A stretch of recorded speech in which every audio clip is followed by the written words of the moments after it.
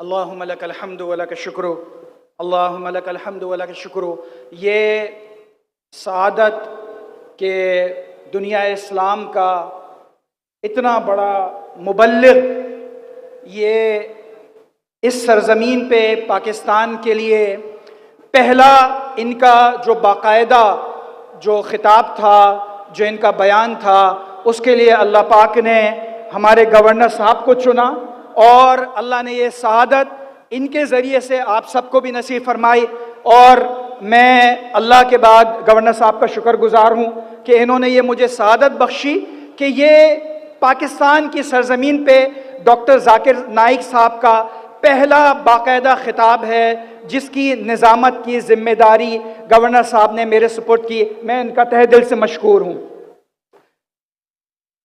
Doctor साहब से मैं सिर्फ एक बात करके हम सवालात की तरफ फौरी तौर पे जाते हैं कि डॉक्टर साहब, आपने हमारी मेहमान नवाजी यहाँ पर देख ली है। पाकिस्तान की फौज और पाकिस्तान के सिक्योरिटी इदारे ये दुनिया की टॉप तरीन सिक्योरिटी इदारे हैं और शहादत हर मुसलमान का मतलूब है। लेकिन मैं अल्लाह पे यकीन करके कसम खा के कहता हूं कि आपके इर्द गिर्द जो सिक्योरिटी एहलकार मौजूद हैं, पाकिस्तानी सिक्योरिटी एहलकार, हम पाकिस्तानी अल्हम्दुलिल्लाह इतने गैरतमंद हैं कि ये सारे खत्म हो जाएं तब तक तो कोई आप तक पहुंच सकता है, एक भी जिंदा रहा तो आप तक कोई नहीं पहुंच पाएगा।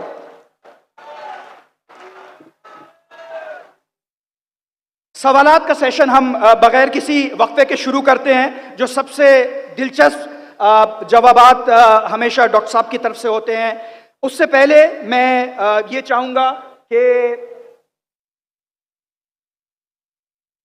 जी एक क्वेश्चन आंसर शुरू हो रहे हैं। जिस तहम्मुल से आपने डॉक्टर साहब के बयान को सुना, मेरी आपसे दरख्वास्त है कि आप लोग तशरीफ रखें। बहुत ही दिलचस्प सवाल जवाब का सेशन शुरू होने वाला है और इसके अंदर मेरी आपसे दरख्वास्त ये होगी कि हमारे यहाँ पर जो गैर मुस्लिम भाई हैं, जितने गैर मुस्लिम भाई यहाँ पर आए हुए हैं, अगर उसमें से कोई दीन की तरफ आना चाहे, इस्लाम की तरफ आना चाहे, कलमा पढ़ना चाहे, तो वो सबसे पहले आगे आए। इस वक्त हमारे जितने गैर मुस्लिम भाई हैं इस मजमे के अंदर, वो हमारे गेस्ट ऑफ ऑनर हैं। पहले सवाल का हक उनको दिया जाएगा।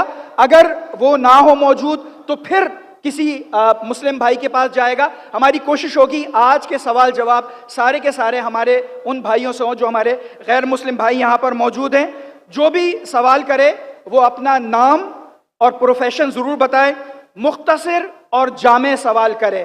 वक्त बहुत हो चुका है, मुख्तसर और जामे सवाल करे। आप सब लोग तशरीफ रखें, बाकी लोग। बहुत शुक्रिया आपका। भाईजान बैठ जाओ जी, तशरीफ रखें आप लोग।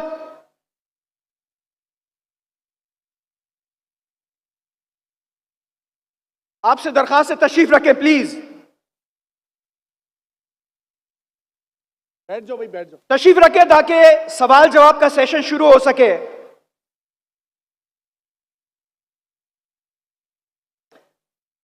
आप लोगों से दरखास्त है, जो आप लोगों के करीब लोग खड़े हुए हैं उनसे दरखास्त करें कि वो भी बैठ जाएं आपके साथ।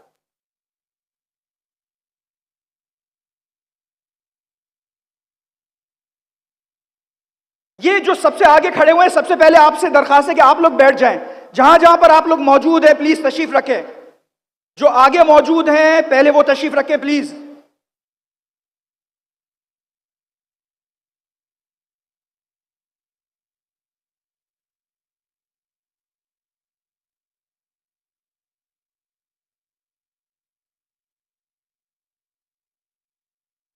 जी, मेरे सामने ये जो भाई मौजूद हैं, ये इनसे दरखास्त है आप लोग तशरीफ रखें please.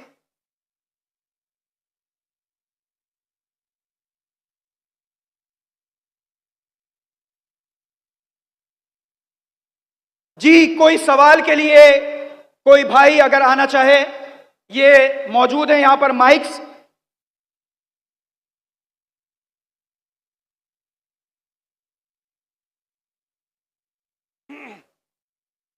If there are any non-Muslim brothers and sisters who would like to ask a question, please can the volunteers raise the hand.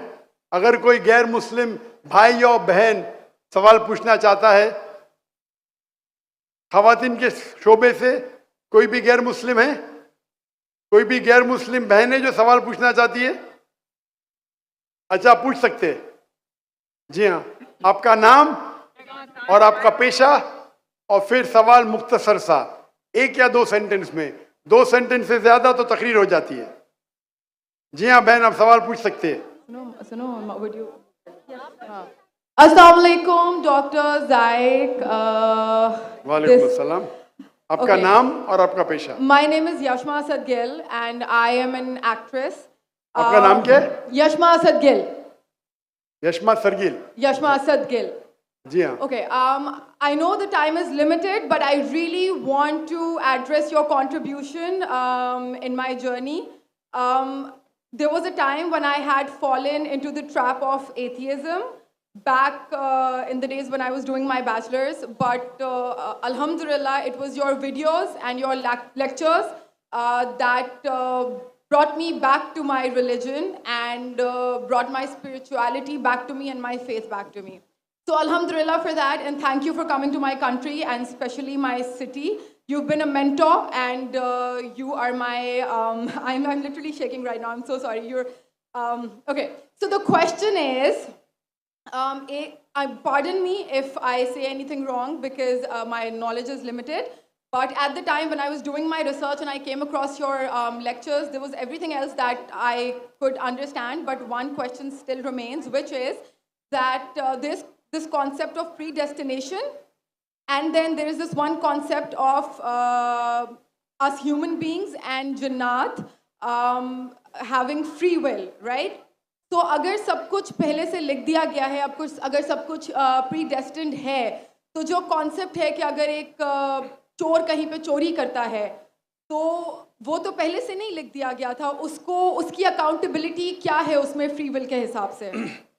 बहन ने एक अहम सवाल पूछा है और वो कहती है कि पहले वो एक्ट्रेस थी और वो एथियज़म के जाल में फंस गई थी और मेरे कैसेट सुनने के बाद अल्हम्दुलिल्लाह वो वापस दीन की तरफ रुजू की और अल्लाह सुब्हानहू व तआला ने हिदायत दी। उनका मेन सवाल है कि कदर के बारे में। मैं आपको मुबारकबाद देना चाहता हूँ कि आप एक फिल्म इंडस्ट्री से वापस सही रास्ते पे आए। बहुत मुश्किल है, अगर मीडिया के जाल में फंस जाते तो निकलना मुश्किल है, लेकिन अल्लाह ताला काफ़ी लोग को हिदायत दे रहा है। आपको भी अल्लाह ने हिदायत दी। जहाँ तक ये सवाल है, उनका सवाल है कदर के बारे में, अबाउट डेस्टिनी, फ्री विल, कि अगर अल्लाह सुब्हानहू व तआला ने मेरे तकदीर में लिखा कि मैं शराब पीऊँगा और मैं शराब पीता हूँ, तो कौन जिम्मेदार? अल्लाह।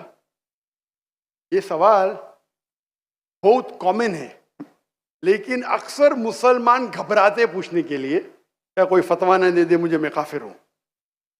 अल्लाह सुब्हानहू व तआला कुरान मजीद में इंसानों को एनकरेज करते सवाल जवाब के लिए, इसलिए कुरान मजीद में आप पढ़ेंगे 333 बार, 323 टाइम्स, 323 बार कहा गया है कुल, कालू, इन लोग ने कहा, और 323 बार अल्लाह कहते कुल, उनसे कहो। यानी कुरान मजीद की एक क्वेश्चन आंसर बुक है। 323 टाइम्स पूछा गया कि ये क्या सवाल है, अल्लाह बोलता है कुल, कहो कुल। उनने पूछा अल्लाह कौन है, कुल वल्लाहु अहद। तो ये कुल जो है, सवाल करना कोई बुरी बात नहीं, लेकिन ये सवाल बहुत कॉमन है कि हम तकदीर में मानते हैं, ये हमारा ईमान है। तो अल्लाह ताला अगर तकदीर में लिखा कि मैं मर्डर करूंगा, मैं किसका कत्ल करूंगा और मैं कत्ल करता हूं, तो कौन जिम्मेदार? अल्लाह। नऊज़ुबिल्लाह। अगर लिखा है मेरे तकदीर में कि मैं शराब पीऊंगा और मैं शराब पीता हूं, कौन जिम्मेदार? अल्लाह। नऊज़ुबिल्लाह। इसका जवाब ये है कि हमें समझना चाहिए तकदीर की क्या मानी है। और ये सवाल जब मैं दावती मैदान में तकरीबन 35 साल पहले शुरू किया, तो ये सवाल मुझे भी बहुत परेशान कर, किसने पूछा नहीं मुझे, अल्लाह की मदद है, अल्लाह की मदद है, जवाब मिलने के बाद ही लोग पूछते हैं। तो पहले चंद साल काफ़ी तहकीक की, लेकिन जवाब कोई किताब में मिली नहीं।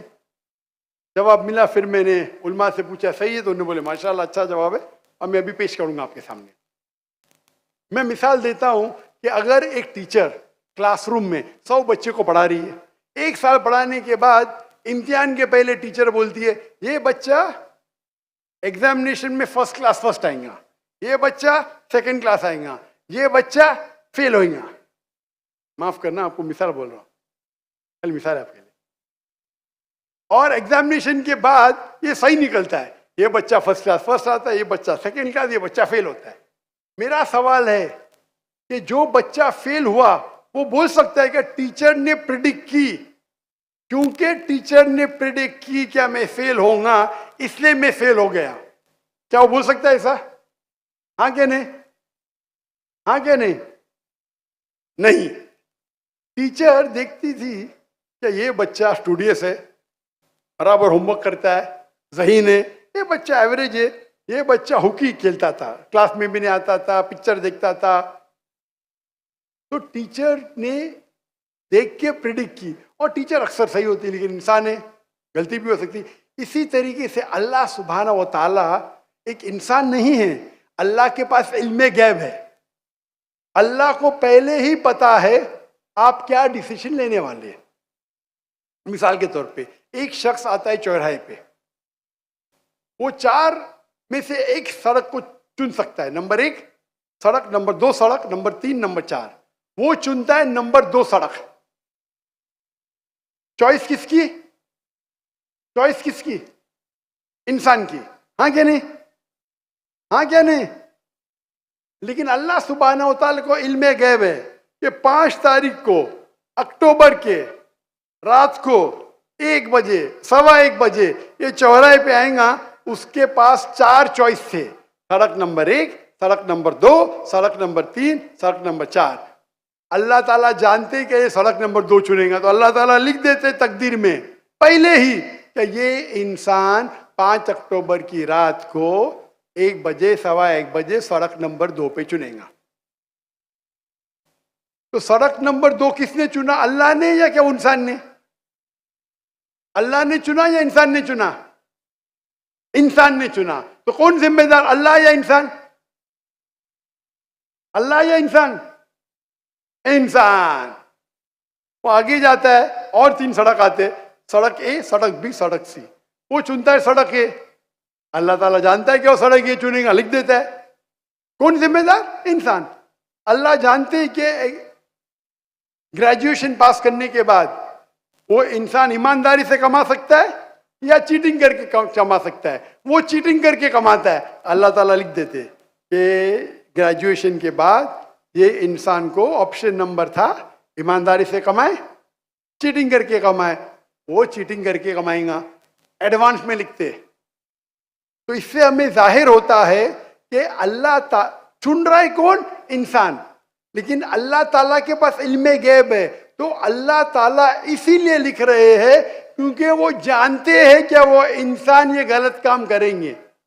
ये नहीं कि अल्लाह लिखते हैं और वो इंसान गलत काम करता है, क्योंकि वो इंसान गलत काम करने वाला है, अल्लाह जानते हैं, अल्लाह एडवांस में लिखते। तो कौन जिम्मेदार? इंसान। तो अल्लाह के पास इल्मे गैब है, और अल्लाह सुब्हाना व ताला कभी गलती नहीं करते। अल्लाह ने आपको इख्तियार दिया कि आप चोरी करके जिंदगी बसर कर सकते या ईमानदारी से। आप ईमानदारी से करते, अल्लाह ताला लिख देते क्या ये इंसान ईमानदारी से जिंदगी बसर करेगा। तो कौन जिम्मेदार? इंसान। एक हदीस में आता है कि दुआ तकदीर को बदल सकती है। सही बात है।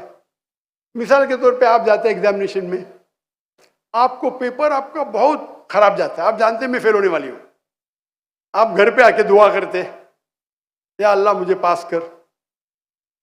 अल्लाह सुब्हानहू व तआला को पता है कि आप एग्जामिनेशन में जाने वाले ये तारीख को आप फेल होंगे।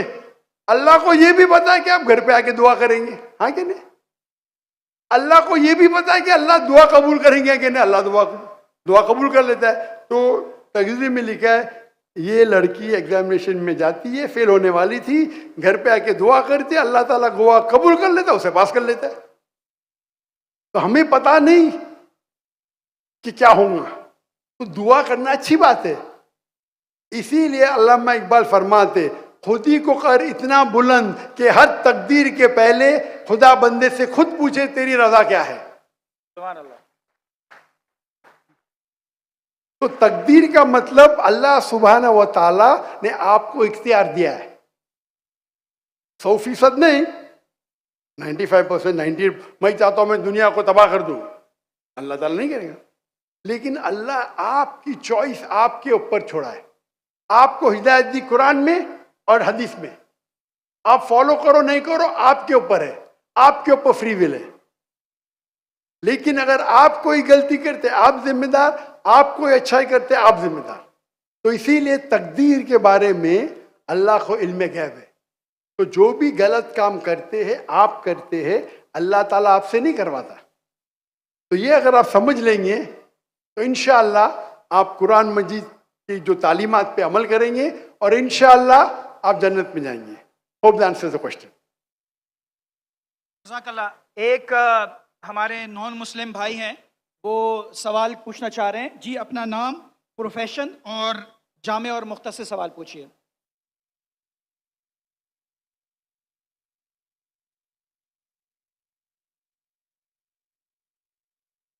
जी, ये इनका माइक प्लीज ऑन कर दीजिए। अलावा बाकी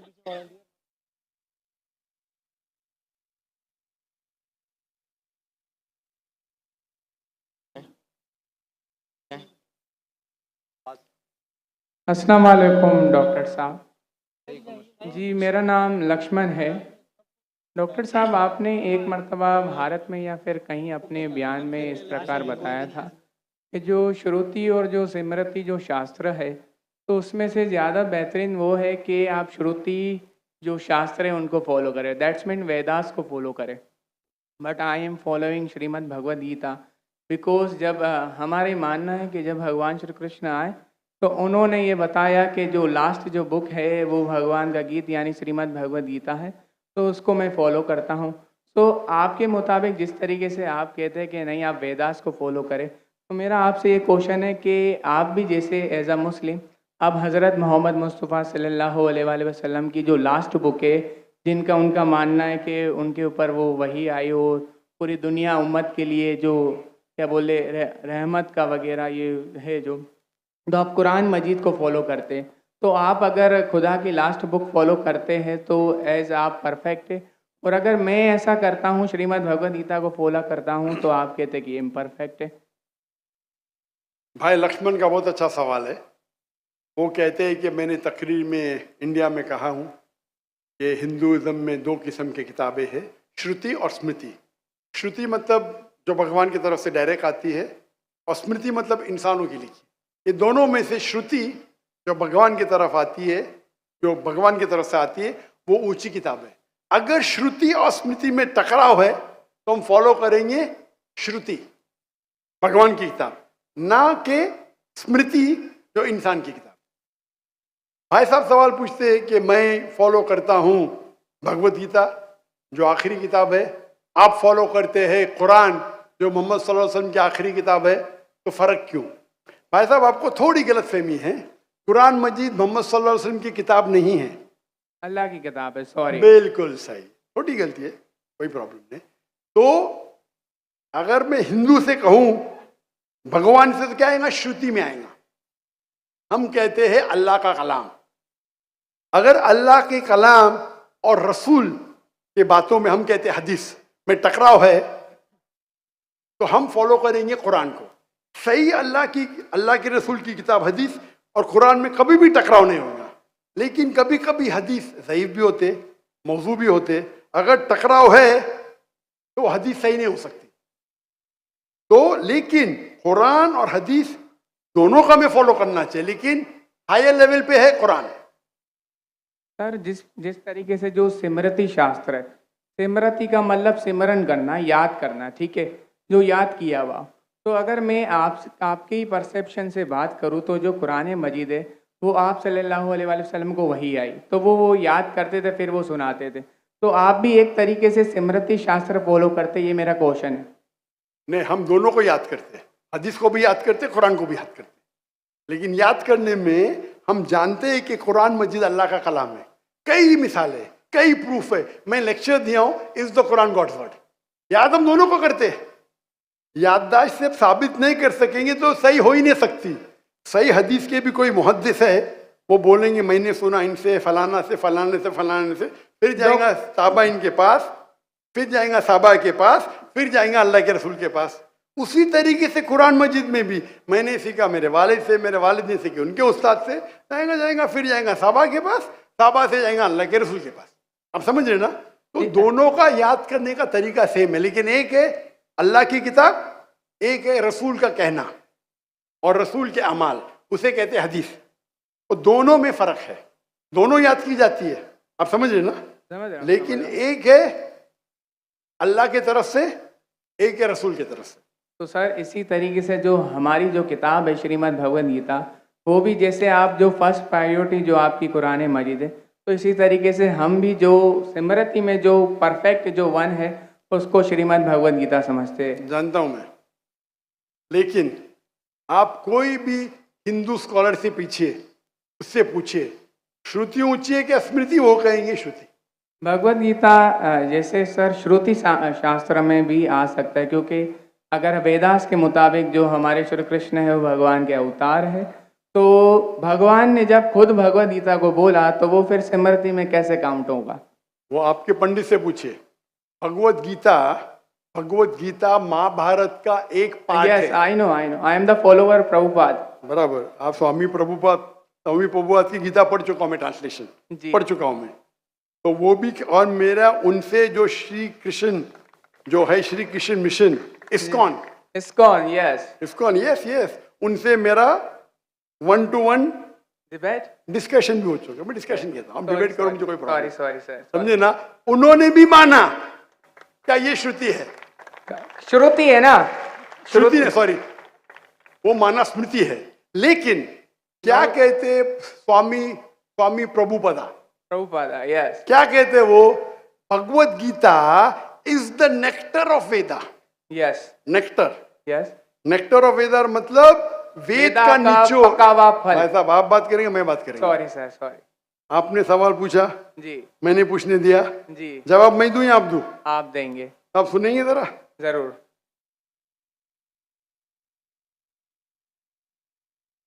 तो स्वामी प्रभुपादा कहते हैं, वो कहते हैं कि वेद जिस तरीके से गाय है, वेद गाय है, उसका दूध निकालते वो है भगवत गीता। बराबर? वो कहते, मैं मानू न मानू अलग बात है। तो मैंने उनसे कहा एक होती है स्मृति जो भगवान की तरफ से है, एक है इंसान की तरफ से लिखी गई किताब। भगवान से लिखी गई किताब का निचोड़ एक इंसान लिखे तो क्या भगवान की किताब से अच्छा हो सकता है? और जवाब है नहीं, बिल्कुल नहीं हो सकता। अगर भगवान की किताब कुरान मजीद है, एक इंसान उसको समराइज करके लिखेगा, कोई भी तर्जुमा कुरान का 1% भी नहीं है।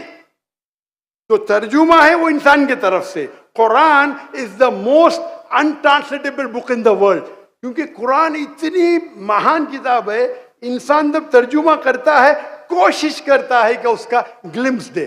तो कोई भी ये नहीं कह सकता है कुरान का तर्जुमा कुरान से बेहतर है, हो ही नहीं सकता है। तो जब मेरा बहस हुआ, इस्कॉन बोला डॉक्टर साहब आप बिल्कुल सही कहते, लेकिन ये हमारा मानना है। तो मैंने उनसे कहा अगर वेद कॉन्ट्रडिक्ट करे भगवत किसमें मानेंगे? वेद में ही मानना चाहिए आपको। कॉन्ट्रडिक्ट नहीं किया तो अलग बात है, आप समझ रहे? तो वेद इज द हाईएस्ट बुक, सबसे ऊंची बुक वेद है। वेद के बाद आते उपनिषद। स्मृति में सबसे ऊंची है भगवत गीता, स्मृति में, बस श्रुति से ऊंची नहीं है। अगर कुछ लोग मानते हैं श्रुति से ऊंची, वो उनकी गलतफहमी है, मैं क्या करूं? आप समझ रहे ना? अगर कोई गलतफहमी से मानता है, मैं क्या करूं? ये है हिंदू स्कॉलर्स का कहना, मेरा कहना नहीं। तो एक आदमी गलत सोचता है, उसकी सोच है, आप समझे? बट चाहे श्रुति में मानो, भगवत गीता में मानो या वेद में मानो, भगवत गीता में भी लिखा है चैप्टर नंबर 6 वर्स नंबर 20 में, दोज मैं कहता हूं बाद में आप देख लीजिए। अच्छा बोले। Those who are entangled with material things they worship demigods. Chapter number 7 verse number 18, 19, 20 खोल के देख लीजिए। आपके प्रभुदा की ट्रांसलेशन है ये।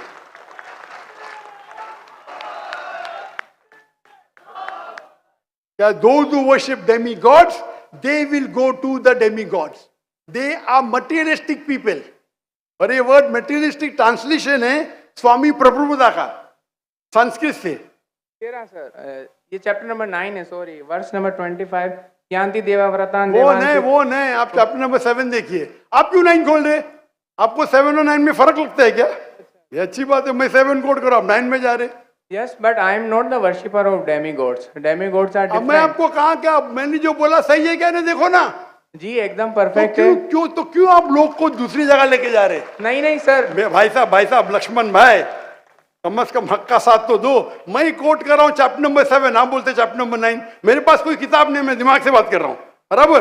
तो आप अगर मैं 7 कोट करूँ, आप मुझे नहीं डॉक्टर साहब चैप्टर नंबर 9। अरे भाई, मैं भी भगवत गीता का स्टूडेंट हूँ, बराबर ना? ओके। मैं स्वामी प्रभुपदा नहीं हूँ, लेकिन मैं भी स्टूडेंट हूँ ना, हूँ क्या नहीं? Yes. मैं मेरे दिमाग से कोट कर रहा हूँ, बराबर ना? तो आप, मैं जब चैप्टर 7 कोट कर रहा हूँ, चैप्टर 9 में क्यों जा रहे? बट मुझे लगा कि आपने वो जो श्लोक जो कोट किया ना, कि जो भूतों की पूजा करते भूतों के पास जाएंगे, पितरों की पूजा करने, यान्ति देवाव्रतान देवान पितृ यान्ति पितृव्रता भूत यान्ति भूतेज्य यान्ति मत यज्ञो विपाम। तो मेरे भक्त है वो मेरे पास आएंगे। बिल्कुल सही।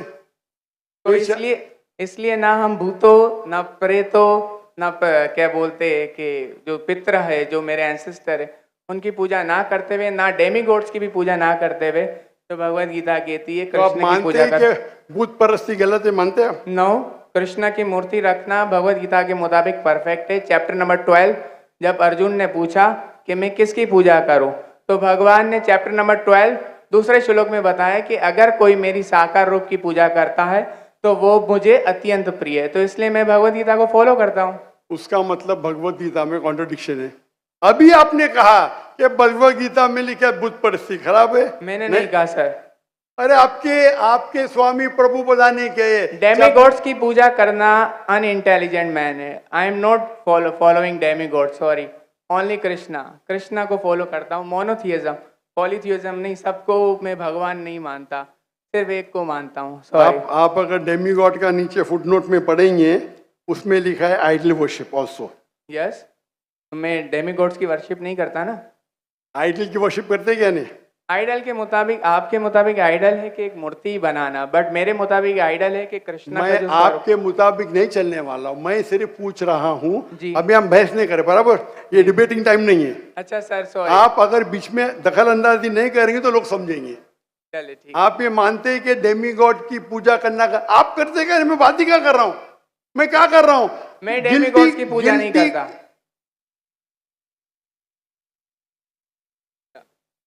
भाई साहब, मैंने आपको मौका दिया सवाल पूछने का, जी सर। आप मुझसे डिबेट करना चाहते क्या? No sir. तो ये रूल को तोड़ना सच अच्छी बात है। आप हमारे रूल को तोड़े क्या नहीं? नहीं सर, अभी आप बोले मैं सुनूंगा। तोड़ रहे क्या? हाँ क्या नहीं? तोड़ रहे क्या नहीं? और मैं तो माशाल्लाह सब्र कर रहा हूँ, क्योंकि मेरा गैर मुस्लिम भाई मेरे सामने खड़ा है, मेरा हिंदू भाई सामने खड़ा। मुसलमान होता वही बात, मुसलमान होता था ना, मैं बोलता था हट जा भाई, क्योंकि तुम मेरे गेस्ट ऑफ ऑनर है। मैं सब्र कर रहा हूँ, जी सर। मैं आपकी इज्जत कर रहा हूँ, लेकिन इज्जत करने का मतलब नहीं कि आप सब लोग का टाइम, हजारों लोग है इधर, बराबर ना? मैं तो खाली वेद के बारे में कह रहा हूँ। मैं कह रहा हूँ भगवत गीता के बारे में। अगर भगवत गीता और वेद में टकराव है, वेद में लिखा है पिता से तरह Upanishad chapter number 4 verse number 19, ना तस्य प्रतिमा अस्ति। Yajurveda chapter number 32 verse number 3, ना तस्य प्रतिमा अस्ति। प्रतिमा मीन्स अक्स, ट्रांसलेट करेंगे तो हो जाता है फोटोग्राफ, पेंटिंग, आइडल, स्टैच्यू। ना तस्य प्रतिमा अस्ति, वो खुदा, वो भगवान की कोई प्रतिमा नहीं, कोई फोटोग्राफ नहीं, कोई पेंटिंग नहीं, कोई पिक्चर नहीं, कोई आइडल नहीं, कोई स्कल्पचर नहीं। अभी मैं कोट कर रहा हूं वेदा। अगर वेदा और भगवत गीता में टकराव है तो हिंदू मजहब के हिसाब से आपको फॉलो करना चाहिए वेदा। आप नहीं करते, मैं क्या करता हूं? मैं जबरदस्ती नहीं कर सकता हूं।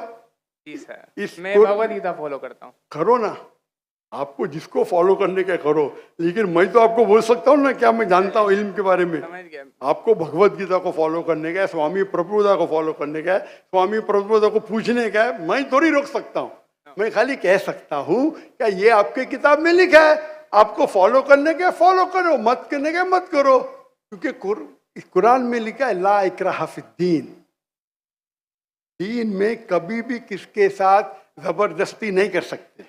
मैं आपसे बात कर सकता हूँ, माने तो अच्छी बात, नहीं माने तो मैं कहूँगा नो प्रॉब्लम, मैं आपसे झगड़ा नहीं करूँगा, बराबर ना। Thank you. आप जाके फिर से तहकीक करो, चलिए सर। बराबर ना। आपके मेरा क्राइटेरिया क्या है, कोई मुझसे डिबेट करना चाहता है तो मेरे टक्कर का लेकर, लोग बोलेंगे अरे बच्चे से डिबेट कर रहा है जाकिर, मेरी भी इज्जत है ना भाई, है क्या नहीं मेरी इज्जत। आपको मैंने सुना है। अभी फिर से बात कर रहे हैं आप, फिर से बात कर रहे हैं।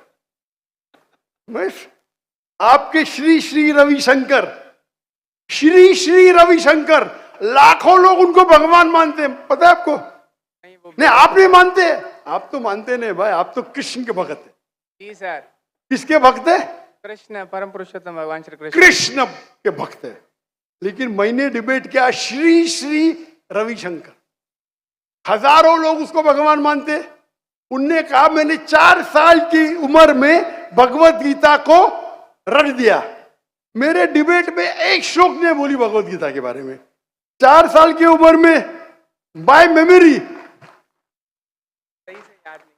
तो मेरा कहना यह है, आप अगर चाहते हैं मेरे से कोई डिबेट करे तो मेरा मजमा 10 लाख का है, कम से कम 2% तो लेके आओ, 20,000। आपके हिंदू में से कोई भी 20,000 इकट्ठा कर सकता है और मुझसे डिबेट करना चाहता मैं करूंगा। No sir. 20,000 वन सिटिंग, बराबर। और कई हिंदू है, आपके जग्गी वासुदेव, आपके रामदेव बाबा, आपके श्री श्री रविशंकर, उनको $1 मिलियन देंगे तो भी नहीं डिबेट करेंगे मेरे साथ।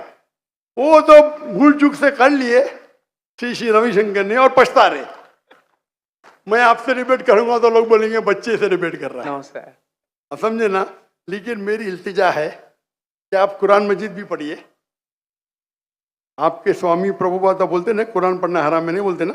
नहीं बोलते सर। माशा। तो मेरी इल्तिजा है, मेरी रिक्वेस्ट है, मेरी ख्वाहिश है मेरे भाई से, छोटे भाई से, कि कम से कम आप कुरान मजीद का तर्जुमा पढ़ो।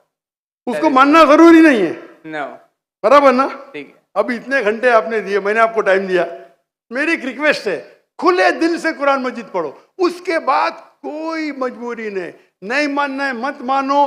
आपको कोई, जिस तरीके से मैंने भगवत गीता पढ़ा, यस, एक बार नहीं कई बार, और सबसे ज्यादा पसंद मुझे स्वामी प्रभुपदा की भगवत गीता, इस्कॉन की है। धन्यवाद सर। बराबर ना। Thank you. तो आप तो कम से कम एक बार पढ़ो कुरान मजीद। इंशाल्लाह जरूर पढ़ूंगा। इंशाल्लाह मैं उसका इंतजार करूंगा इंशाल्लाह। Thank you. जज़ाकल्लाह, अल्लाह आपको हिदायत दे। जज़ाकल्लाह। जज़ाकल्लाह। एक मिनट, कोई और भाई जो नॉन मुस्लिम, अगर कोई भाई सवाल करना चाहें?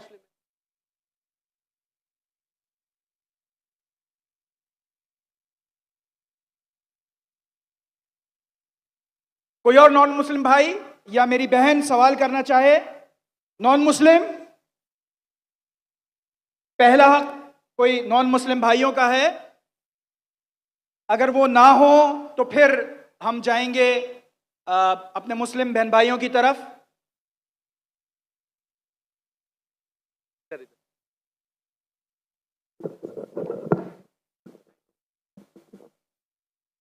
Assalamu alaikum.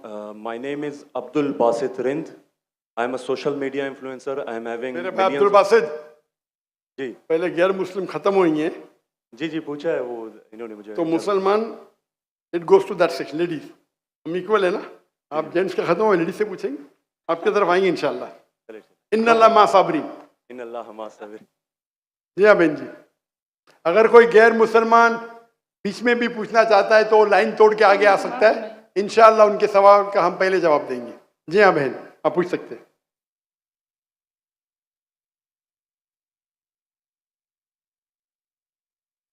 अस्सलाम वालेकुम सर। सर मेरा नाम पलवश्रा है and I am from Lakki Marwat. And sir first of all अल्हम्दुलिल्लाह and thank you so much कि आपने मौका दिया है क्वेश्चन का।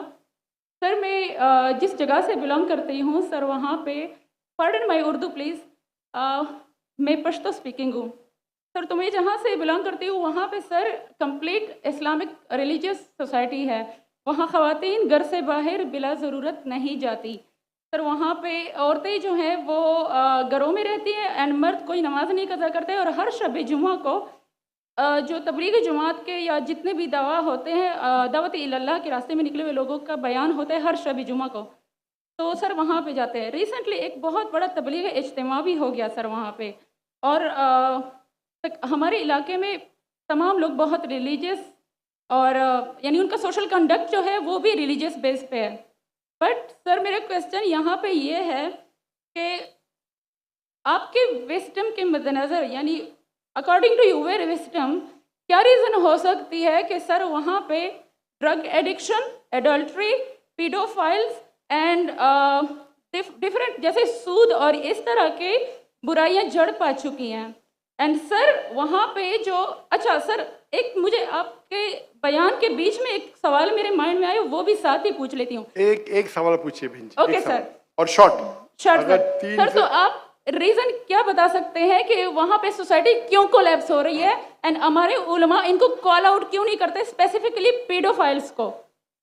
इनका सवाल है कि उनके माशरे में जहाँ से वो आती है वो ख़वातीन बहुत इस्लामिक ख़वातीन हैं, वो घर के बाहर ज़रूरत के बिना बाहर नहीं निकलती। मैं भी घर के बाहर ज़रूरत के बिना नहीं निकलता हूँ, और मर्द को भी घर के बाहर ज़रूरत के बिना नहीं निकलना चाहिए। हाँ कि नहीं? आप निकलते ज़रूरत के बिना बाहर?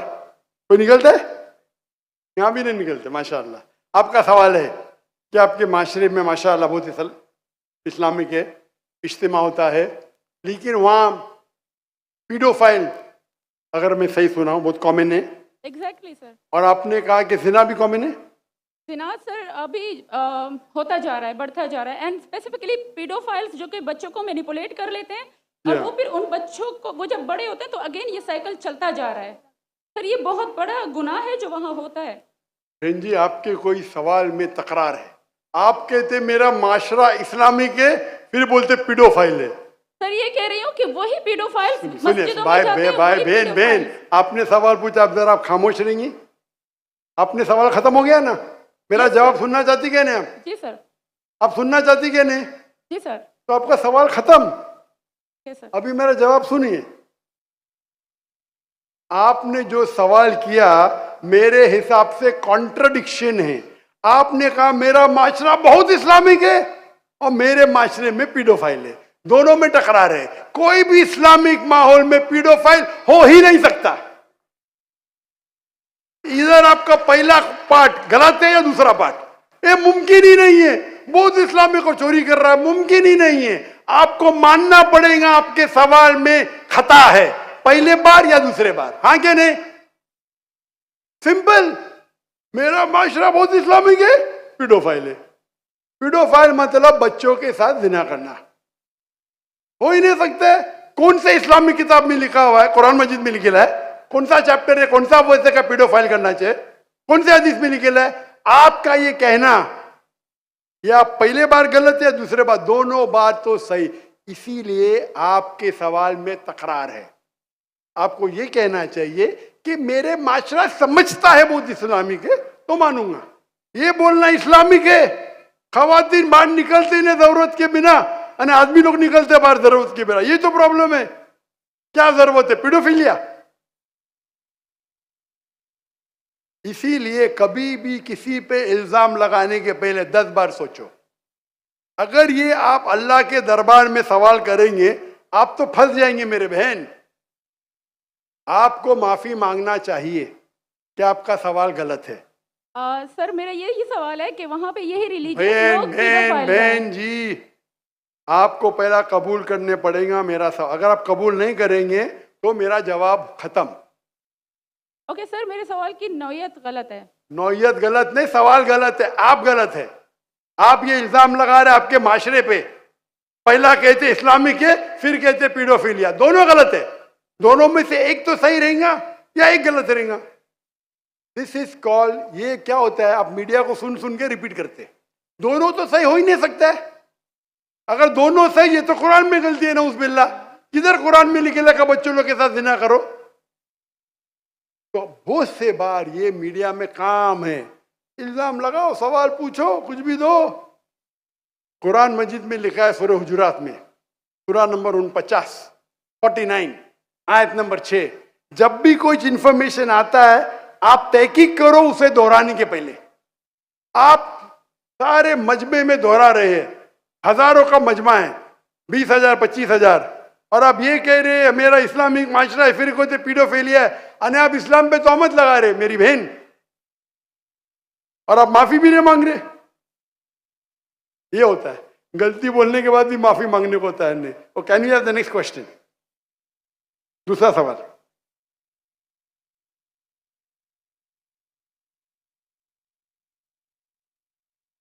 जी माइक ओपन कीजिएगा इनका, राइट साइड वाला माइक ओपन कीजिएगा। वो कह रहे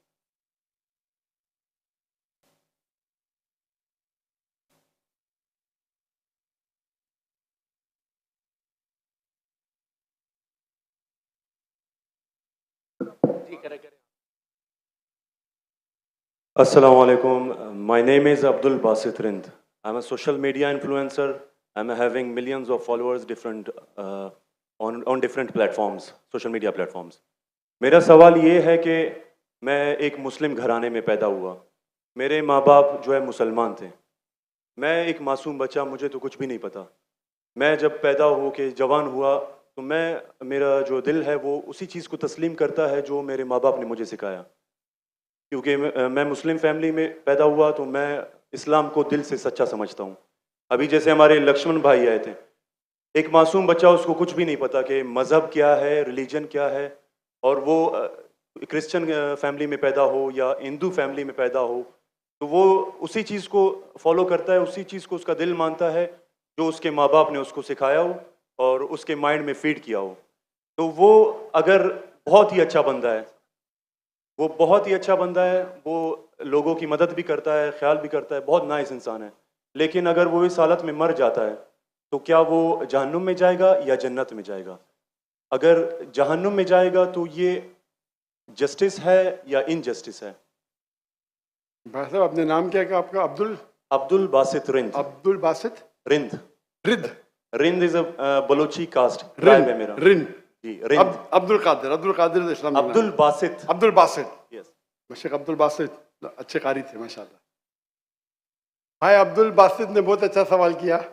बोला मैं मुसलमान खानदान में पैदा हूँ, मेरे वालिदैन मुसलमान थे और है, अल्हम्दुलिल्लाह है नहीं आपने थे बोला लेकिन ना रिकॉर्डिंग है, मैं गलती एक्सेप्ट करता हूँ।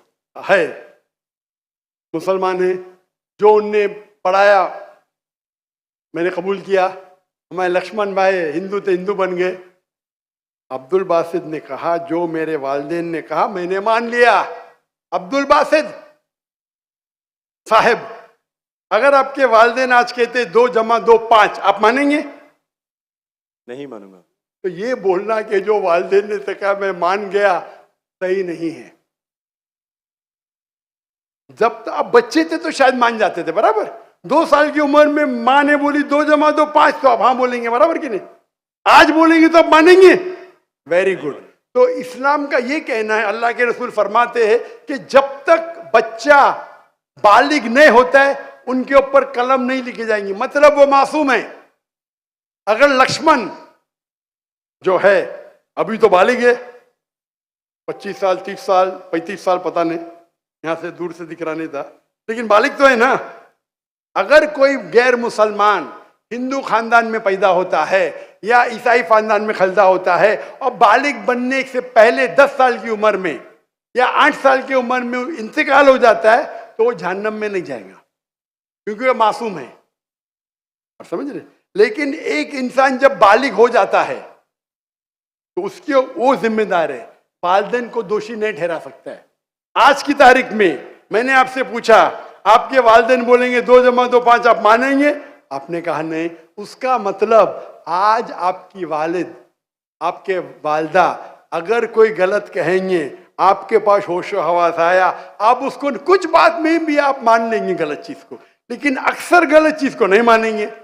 आप अपनी वालिद से मोहब्बत करते, वालिदैन से मोहब्बत कर, उसका मतलब नहीं कि आप खिलाफ है उनके, लेकिन अभी आप बालिग बन गए, समझिएगा। तो ये बोलना कि क्योंकि वालिदैन, कुरान की आयत है, ये काफिर ये नहीं कह सकेंगे कि उनके वालिदैन काफिर थे, ये काफी नहीं है, कुरान की आयत है। तो उसका मतलब अगर बचपन में कोई बच्चे का इंतकाल हो जाता है, चाहे वो मुस्लिम खानदान से गैर मुस्लिम खानदान से, अगर बालिग नहीं होता है तो कलम उन पे नहीं चलती है, वो जहन्नम में नहीं जाएंगे। साफ है। एक बार बालिग हो जाते, उनको इल्म हो जाता है, फिर इसीलिए अल्लाह के रसूल फरमाते हैं कि हर इंसान, हर बच्चा दीनुल फित्र में पैदा होता है, उसके बाद उसके वालिदैन, उसके टीचर उसको बुत परस्ती सिखाते, उसको आग की इबादत करना सिखाते, और वो बुत परस्ती करने लगता है। बच्चा है तो माफ हो जाएगा, बालिग हो जाता है, उसके बाद समझ आ जाती है, तो वो जिम्मेदार है। तो अगर एक इंसान बालिग हो गया 25 साल 30 साल की उम्र में, शिर्क करता है और उसका इंतकाल होता है, तो वो जिम्मेदार है। पहला मुझे ये कहने के लिए कह दो, क्या आप समझते खाली मुसलमान में पैदा हो गए तो जन्नत में जाएंगे? इस्लाम में जन्नत में जाने के लिए 4 चीज की जरूरत है, मैंने कह दिया। ईमान, अमल सालिहात, ईमान, राइचियस डीड, वतवासौ बिल हक, हक की तरफ बुलाओ और सब्र की तरफ बुलाओ। 4 चीज की जरूरत है। आप बहुत अच्छे इंसान होंगे, नमाज पढ़ते होंगे 5 टाइम, हज के लिए गए होंगे, रोजा रखते होंगे, लेकिन अगर आप दावत नहीं करेंगे तो आमतौर पे आप जन्नत में जाएंगे नहीं। अल्लाह ताला आपको माफ करने चाहता है और जन्नत में डालना चाहता है, वो अल्लाह की मर्जी, वो डाल सकता है, लेकिन आमतौर पे आप जन्नत नहीं जाएंगे। उसी तरीके से कई गैर मुस्लिम बन रहे लाखों की तादाद में, आप समझ रहे? तो लाखों की तादाद में गैर मुस्लिम इस्लाम कबूल कर रहे, वो जन्नत में जाएंगे कि नहीं? सर नहीं, सवाल जी जाएंगे कि नहीं? बिल्कुल जाएंगे। और एक आदमी आज अगर इस्लाम कबूल करता है, अल्लाह ताला के रसूल फरमाते उसके सब गुनाह माफ। तो आपसे अच्छा मेरे से अच्छा हो गया ना? हम कितने भी अच्छे गुनाह तो थोड़े करते होंगे छोटे मोटे।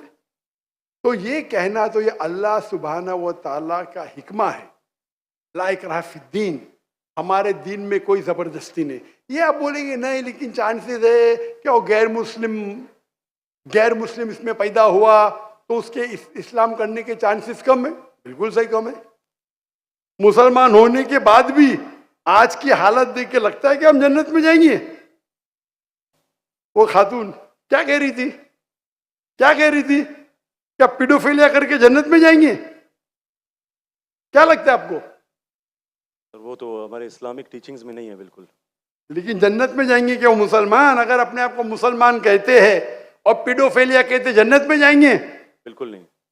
अगर वो खातून सही है, क्या पीडोफिलिया है, तो उनका पहला सवाल का हिस्सा गलत है। वो मुसलमान है ही नहीं। हाँ, नाम के होंगे, कलमा पढ़ते होंगे, लेकिन ये कहना कि हम लोग दीनी हैं, ये गलत है। अगर वो इस्तिगफार करे, अल्लाह ताला माफ कर सकता है उनको, कोई भी गुनाह। लेकिन ये कहना कि इस्लामिक है, नाम के मुसलमान होंगे या नॉट प्रैक्टिसिंग मुस्लिम होंगे, तो हमें गलत फहमी है कि मुसलमान फैमिली में पैदा हुए तो जन्नत की टिकट मिल गई। ये हमें गलत फहमी है। मैं भी जिद्द हो, मुझे भी पता नहीं मेरी जन्नत की टिकट है, इसीलिए मेहनत करता हूँ, रात रात जागता हूँ, दुआ करता हूँ अल्लाह ताला कबूल फरमाए। अल्लाह के रसूल हर रोज 70 बार इस्तिगफार करते थे। कितने बार? 70 बार। अल्लाह के रसूल सबसे बेहतरीन इंसान दुनिया में, सबसे बेहतरीन मुसलमान 70 बार इस्तिगफार करते थे। कहते थे कि मेरा रब जो मुझे इतने नियामत देता है, मैं जो कुछ करता हूं माफ करता है, मैंने इस्तिगफार करूं तो कौन करेगा? तो ये आज के हमारे माशरे में गलत फहमी है कि हम मुसलमान हैं तो बस जन्नत की टिकट मिल गई हमें, हम दुआ करते अल्लाह ताला में माफ करे। तो अल्लाह सुब्हाना व तआला अगर कोई गैर मुस्लिम पैदा होता है और बालिग बनने के पहले मर जाता है, तो वो जहन्नम में नहीं जाएगा। बालिग बनने के बाद उसकी गलती है, ही इज रिस्पॉन्सिबल। आप जिस तरीके से बोलते हैं 2 जमा जो 5 में नहीं मानूंगा, तो वो क्यों मान रहे बुत परस्ती गलत है? और मेरे हिसाब से 2 जमा जो 5 और बड़ी गलती है बनिस्बत बुत परस्ती करना। आप समझ रहे? क्योंकि अल्लाह सुब्हानहू व तआला हमारे खालिक, हमारे मालिक,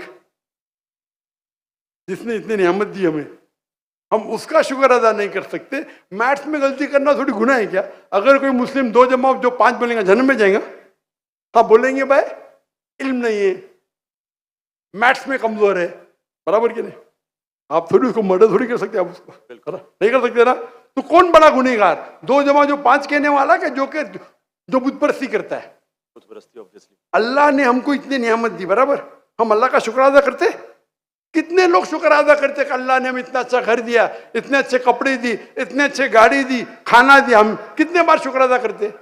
कितने बार हम शुक्र अदा करते? पानी पीना, अगर कुछ दिनों के लिए 2-3 हफ्ते के लिए पानी नहीं मिला मर जाएंगे, कितने बार शुक्र अदा करते?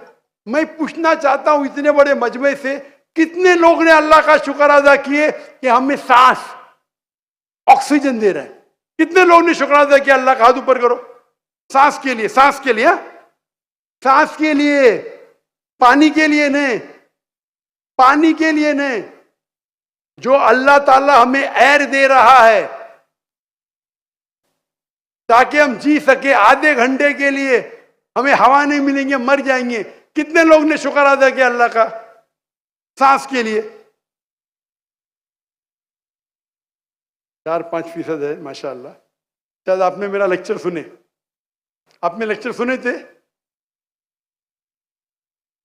What is the purpose of life? कौन लोग ने सुने मेरा लेक्चर आज के पहले? What is the purpose of life? हाथ ऊपर करो। माशाअल्लाह, उससे बड़ी तादाद है। मतलब अपने अगर लेक्चर सुने तो लेक्चर में बोलता हूं मैं, यहां जरा वक्त की किल्लत थी तो लेक्चर के बाद बोल रहा हूं मैं। जो सांस लेते उसका तो शुक्र अदा करना चाहिए। तो हम कितने नाशुक्र अदा है, हम कितने एहसान फरामोश है। अल्लाह ताला फरमाते जब अल्लाह ताला आपके सारे मुश्किलात दूर करता अब अल्लाह को भूल जाते, मुश्किल में आते फिर से अल्लाह को याद करते। तो रिगार्डिंग अ क्वेश्चन, अगर आप गैर मुस्लिम बालिग हो जाता है, होने के बाद उसे माफ़ी नहीं, होने के पहले माफ़ी है। सर ये मैं आई एम लकी कि मैं मुस्लिम फैमिली में पैदा हुआ, मुझे ये सारी बातें पता चली। लेकिन बराबरी में अगर कोई क्रिश्चियन फैमिली में पैदा हो जाता है तो ये उसकी तो गलती नहीं है कि वो उस फैमिली में पैदा हुआ, उसके लिए तो ज्यादा मुश्किल है। आपने मेरा सवाल का जवाब सुने क्या नहीं सुने? जी जी बिल्कुल सुना, बिल्कुल मैंने जवाब दिया क्या नहीं इसका? सर लेकिन मतलब पैदा होने पे तो उसका हक नहीं है, वो मुस्लिम में भी पैदा हो सकता है और उसमें भी। आपने मेरा जवाब सुने कि नहीं सुने? सुना बिल्कुल। मैंने आपका सवाल का जवाब दिया कि नहीं? दिया बिल्कुल। तो दिया तो फिर से क्यों दोहरा रहे?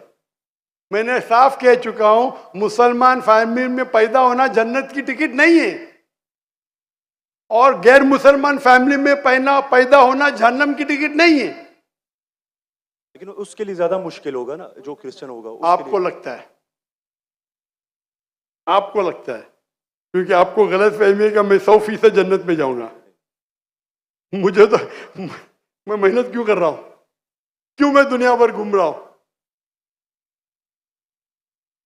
क्यों? अल्लाह के रसूल फरमाते जो ला इलाहा इल्लल्लाह मोहम्मद रसूलुल्लाह कहता है वो जन्नत में जाएगा। लेकिन कलमा पे अमल तो करना चाहिए। हम जो मुसलमान के हालात देख रहे, मुझे लगता तो नहीं है। बिल्कुल नहीं। आप समझ रहे मेरे जवाब को? जी मैं समझ रहा हूँ बिल्कुल। हम 25% है, कितना? 25%।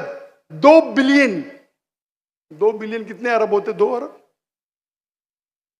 2 अरब, 2 अरब, अरब तो बहुत है यहाँ। तो ये हमारी गलत फहमी है, हम गलत फहमी के शिकार है कि हम जन्नत में जाएंगे।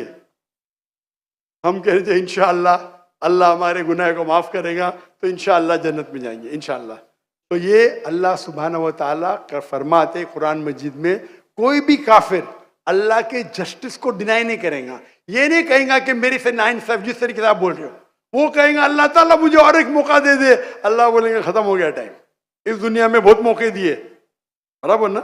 बहुत से लेक्चर मिले, हो सकता है जाकिर नायक का लेक्चर सुना। अभी मेरे लेक्चर सुनने के बाद लक्ष्मण मेरे लेक्चर सुनने के बाद बुत परस्ती कंटिन्यू करेगा, आप उसे दोषी ठहराएंगे कि नहीं? बिल्कुल आपने लॉजिकल बताया कि अगर वो आखिरत में बोलेगा अल्लाह ताला मुझे पता ही नहीं था बुत परस्ती गलत है, अरे मैं तो स्वामी प्रभुपदा की बात माना, वो डॉक्टर साहब की बात ने माना, फंस जाएगा कि नहीं? और आपको शायद पता नहीं, डॉक्टर जाकिर नाइक की बात आज की तारीख में करोड़ों गैर मुस्लिम सुनते हैं, करोड़ों, सुभान अल्हम्दुलिल्लाह। तो अगर मेरी बात है, मैंने कहता हूं कि मैं बहुत महान हूं, मैं छोटा सा दाई हूं, अल्लाह से फरमाता हूं, तो हमारा ये फर्ज है जो भी गैर मुस्लिम मिले उनको बोलो। आपने कितने गैर मुस्लिम को दावत दी? आप यूट्यूब इन्फ्लुएंसर है, मैं आपकी जाती जिंदगी में जाना नहीं चाहता हूं। यूट्यूब इन्फ्लुएंसर अच्छे भी होते, खराब भी होते, इस्लामिक भी होते, गैर इस्लामिक भी होते। मेरा अब भी यूट्यूबर से ये चैट हुआ था, पॉडकास्ट, बराबर ना? तो ये चीज है कि आप देखना चाहिए, आप यूट्यूबर, मैं भी यूट्यूबर इन्फ्लुएंसर हूँ। आपके कितने मिलियन है फेसबुक पे? टिकटॉक पे 3.7 मिलियन है। टिकटॉक तो मुझे बैन कर दिया क्योंकि मैंने मेरे चाइनीज भाइयों की तरफ से किया, तो मुझे बैन नहीं कर दिया। तो एक अपने गवर्नर साहब के बेटे, मेरे बेटे, उनके बेटे ने परसों मेरी वीडियो ली, पॉडकास्ट ली, बोले वाह अब्बा 1.5 मिलियन पहुंच गया, मॉर्निंग में आउट। बोले अरे काट दिए, क्यों? मैं बोला भाई टिकटॉक और मेरी टिकटॉक से दुश्मनी ने, टिकटॉक को मेरी से दुश्मनी है। आप समझे ना? आपके 1.5 मिलियन चंद घंटे में, इनके बेटे के 1.5 मिलियन टिकटॉक पे फॉलोअर्स बहुत है, लेकिन वीडियो ही निकाल दिए क्योंकि मैंने मेरे भाइयों जो है ना वीगर मुस्लिम का सपोर्ट किया। आप भी सपोर्ट करेंगे, आपको भी बैन कर देंगे, तो संभाल के रहना। आप समझे ना? बिल्कुल। अच्छा, मैं इससे टिकटॉक से मैं हुई नहीं। आपके फेसबुक पे कितने इन्फ्लुएंस है, कितने फॉलोअर्स है? फेसबुक पे तकरीबन 1.5 लाख होने वाले हैं। 1.5 लाख होने वाले हैं। मेरे अब भी 24 मिलियन हुए 2 दिन में, माशाल्लाह। 24 मिलियन। तो मैं भी सोशल मीडिया इन्फ्लुएंसर हूं क्या? नहीं, बिल्कुल है। आपके यूट्यूब पे कितने? यूट्यूब पे 265K। 265, माशाल्लाह। मेरे 4 मिलियन अब भी हो गए 2 दिन पहले। माशाल्लाह। मैं भी यूट्यूब इन्फ्लुएंसर हूं ना। तो मेरा पेशा है YouTube influencer, Facebook influencer, social media influencer, तकरीर इन्फ्लुएंसर, इन्फ्लुएंसिंग पीपल टुवर्ड्स अल्लाह। बराबर कि नहीं? अभी आपका यूट्यूब इन्फ्लुएंसर का मौजू क्या है? Influencing towards blogging.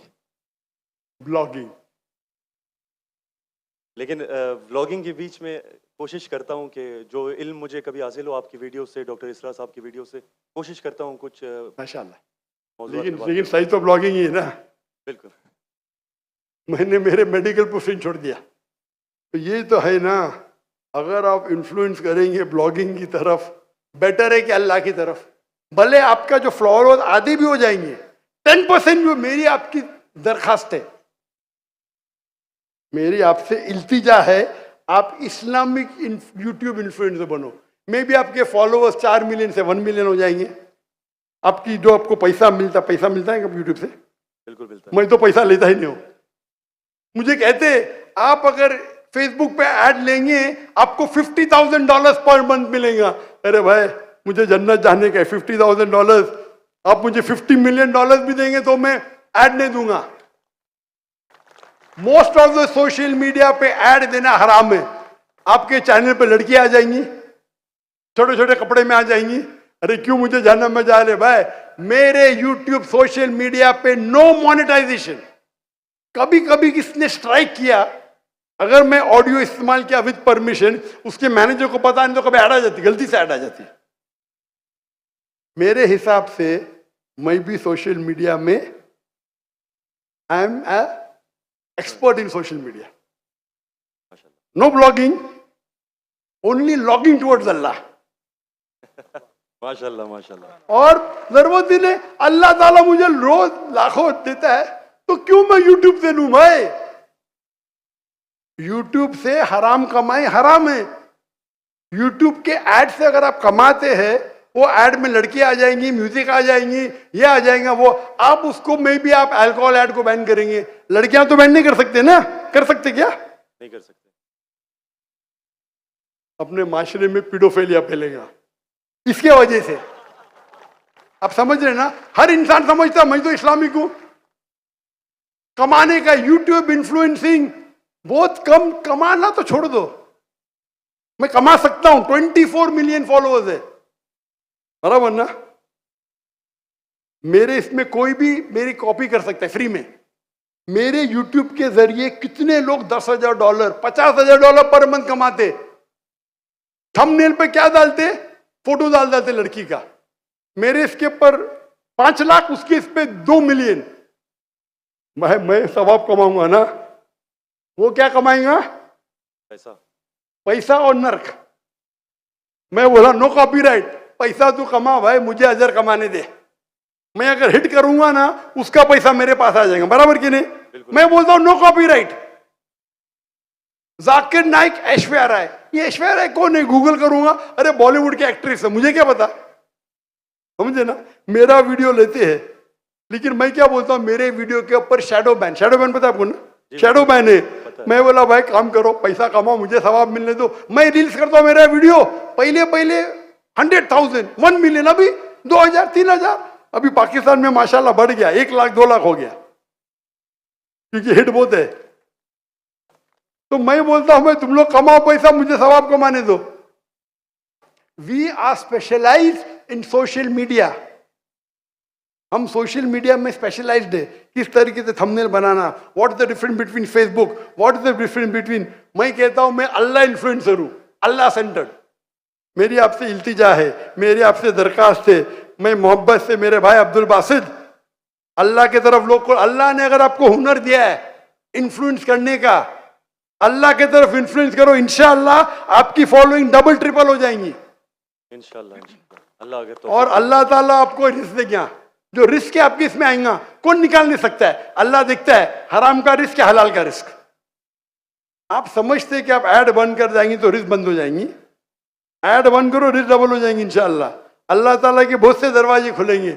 आप बोले आप मुझसे इन्फ्लुएंस हुए, बिल्कुल सही, टोटल इन्फ्लुएंस नहीं हुए। अगर टोटल इन्फ्लुएंस होते थे तो इंशाअल्लाह आप डॉक्टर ईसा अहमद से इन्फ्लुएंस थे। आप अगर डॉक्टर ईसा अहमद को बोलेंगे ब्लॉगिंग कर रहा हूं, खुश होंगे वो? बिल्कुल भी नहीं।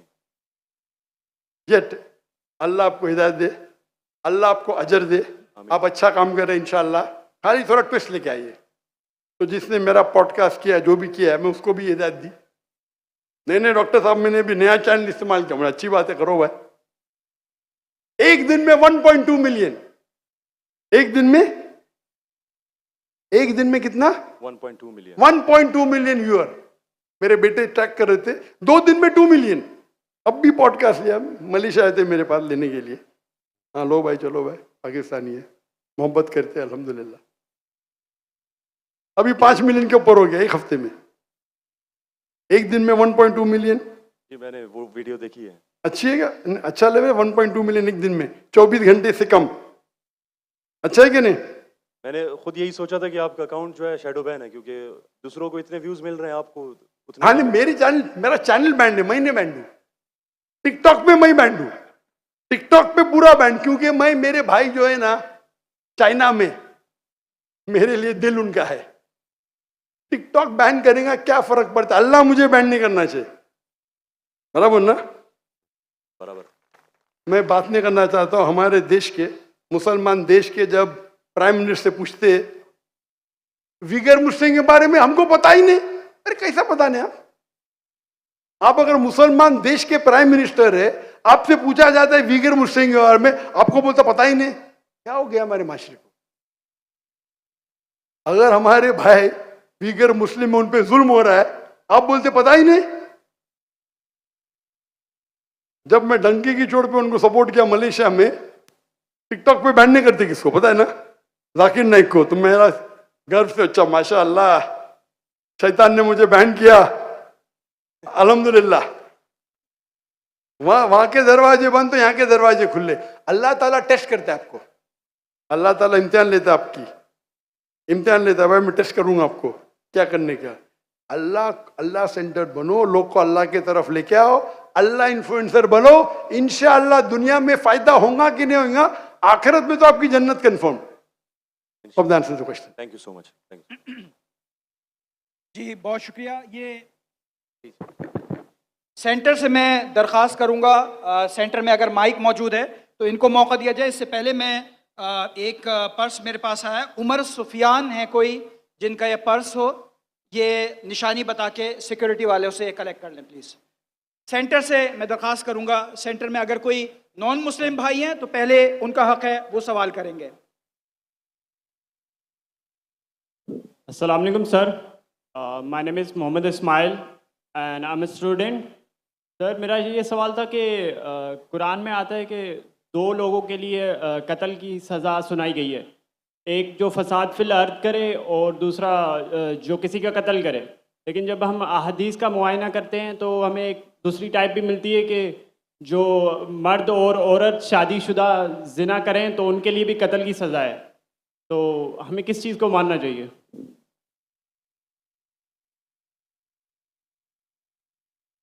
साहब ने पूछा, कुरान मजीद में हमें हिदायत मिलती है कि जो अर्द में फसाद करे या किसका कत्ल करे उनके लिए सज़ाए मौत है। हदीस में मिलती है कि जो जिना करे, शादीशुदा कत्ल है, किस पे अमल करे? दोनों पे अमल करना चाहिए। ये कोई सवाल है? अल्लाह की बात पे भी अमल करो, अल्लाह के रसूल पे। कुरान क्या आती है? अतिउल्लाह रसूल। कुरान में लिखा है, क्लियरली लिखा हुआ है कि अगर जो जिना करता है उनके लिए उनको कमरे में बंद करो तब तक जब तक एक नई सजा नाजिल नहीं होती है। ये सूरह निसा सूरह नूर की आयत है और हदीस में नाजिल हो गई। तो दोनों फॉलो करो, कुरान भी फॉलो करो और हदीस को भी फॉलो करो, इसमें कोई डिफिकल्टी की बात नहीं। जी, अगर बहनों की तरफ से कोई सवाल है मेरी लेफ्ट साइड से तो मैं उनको मौका देना चाहूँगा। अगर कोई गैर मुस्लिम बहन है तो पहले उनका हक है, अगर नहीं है तो फिर आप सवाल कर सकती हैं। अपना नाम बताइए, अपना प्रोफेशन बताइए और जामे और मुख्तसर सवाल, इख्तलाफी सवाल से गुरेज कीजिए। अस्सलाम वालेकुम कामरान भाई साहब, आपका बहुत शुक्रिया। मेरी 18 साल पुराने अपने उस्ताद से मुलाकात का बहुत शुक्रिया। मैं रूहानी उस्ताद मानती हूँ इनको और आपसे दरख्वास्त है कि आप अरबी का कोर्स शुरू कीजिए जिस ITA करा। मेरी आपसे बहुत बहुत गुजारिश है, अल्लाह आपको अज़र दे। और दूसरा सवाल ये है कि मेरे दादा जान हिंदुस्तान पाकिस्तान बनने से पहले हिजरत करके आए हिंदुस्तान से, तो वो मुसलमान करते थे लोगों को। तो हम लोग ठट्ठा में रहते हैं और तबलीग करते हैं, मुसलमान करते हैं, वहाँ क्रिश्चियन भी हैं मुस्लिम भी हैं। तो जाकिर साहब का मैंने प्रोग्राम देखा 2009 में, 2009 से मैं फॉलो कर रही हूँ, मगर मैं हिंदुस्तान नहीं जा सकी कुछ बॉर्डर के इश्यूज़ की वजह से। तो मेरा ये सवाल है कि मैं 18 साल से तबलीग कर रही हूँ, बाइबल का बोला था कि आप स्टडी करें और स्टडी करके उनको बताएं कि कहाँ गलती है। तो मैंने की और मैंने मुसलमान किया बहुत सारी अपने दोस्तों को स्कूल लाइफ में और अभी भी अमली ज़िंदगी में कर रही हूँ। मेरी एक दोस्त है, फैमिली है, वो जो है ना बोलती है कि हवाला देते हैं गीता से, रामायण से, तो उसमें कहते हैं आखिरी उतार रसूल पाक है। तो वो कौन सी किताब है? वो कौन सी किताब है? दो सेंटेंस से ज्यादा बात करना तकरीर का वक्त खत्म हो गया। मैं माजरत चाहती हूँ। मैं आपकी सुनिए, आपने कम से कम 2 मिनट तो बात कर चुकी है जी। आपने कम से कम 10 सेंटेंस बोल चुकी है जी। उसमें कोई सवाल था नहीं, तो दूसरे को मौका दीजिए। नहीं, रामायण और गीता का बता दो, उसमें आखिरी उतार बोला गया मोहम्मद रसूल पाक को, तो वो कहती है कि वो सच्ची किताब है हमारी।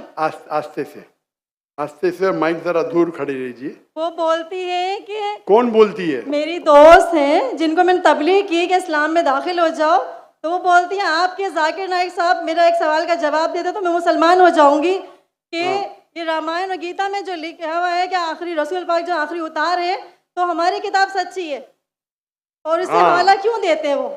अगर बाइबल से दे 4 किताबें इलामी है और मैंने स्टडी किया तौरात ज़बूर। बस सवाल खत्म हो गया, अब जवाब सुनेंगे कि नहीं? जवाब भी आपको देने का? जी जी जी।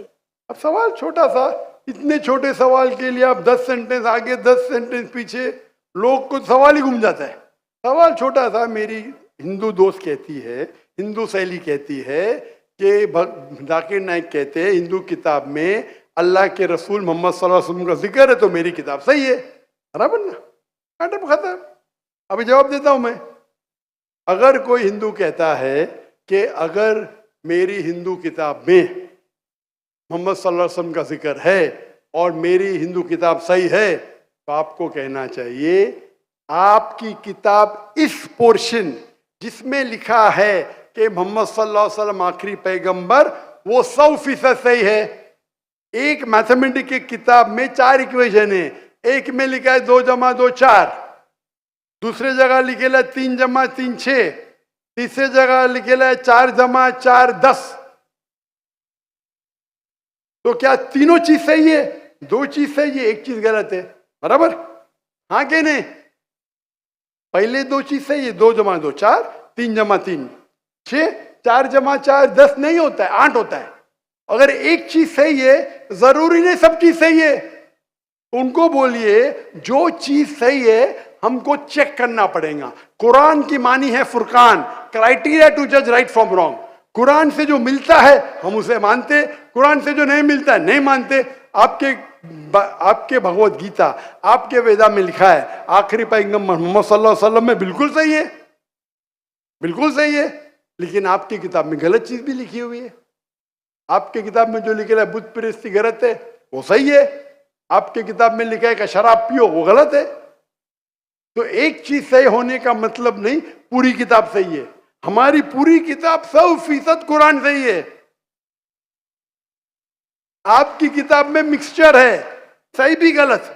मिसाल के तौर पे मैं आपको एक ग्लास ऑफ पानी लेता हूं, उसमें 2 बूंद गटर का पानी डालता हूं आपके सामने, आपको पानी को पीएंगे? क्यों? दो बूंद, नॉट इवन 1%, 2 बूंद क्यों नहीं पीएंगे? क्यों नहीं पीएंगे? क्योंकि मिलावट है। तो अल्लाह की किताब जो वाहिद किताब है, अल्लाह ताला फरमाते सूरह राद में सूरह नंबर 3 आयत नंबर 38 में अल्लाह ताला फरमाते वकुल नजलिन किताब, हर दौर में हम किताब नाजिल करेंगे। 4 किताब का जिक्र है कुरान मजीद में, तौरा, ज़बूर, इंजील और कुरान। लेकिन अल्लाह ताला ने कई और किताब नाजिल की। मिसाल के तौर पे सूफ़ इब्राहिम, कई किताबें नाम से हम नहीं जानते, लेकिन सारे किताब उस वक्त के लिए थे, उस दौर के लिए थे। और अल्लाह ताला क्योंकि वो किताब क़यामत तक सही नहीं रहेंगी, अल्लाह ताला ने वादा नहीं किया कि उसे हम महफूज रखेंगे। जहाँ कुरान मजीद का सवाल है, अल्लाह ताला फरमाते सूरह हिजर में सूरह नंबर 15 आयत नंबर 9 में, हमने कुरान मजीद नाजिल किया, हम उसकी हिफाजत करेंगे। तो ये किताब में कोई गलती नहीं, 100% प्योर है। आपकी सहेली को कहो ये 100% की किताब की तरफ आओ जो सही है, और इंशाअल्लाह आपको निजात मिलेंगी। Last two questions. अगर कोई कोई गैर मुस्लिम भाई हैं तो पहले उनका हक है, कोई अगर मौजूद हैं। इनकी भी, हाँ वो मैं बताऊंगा।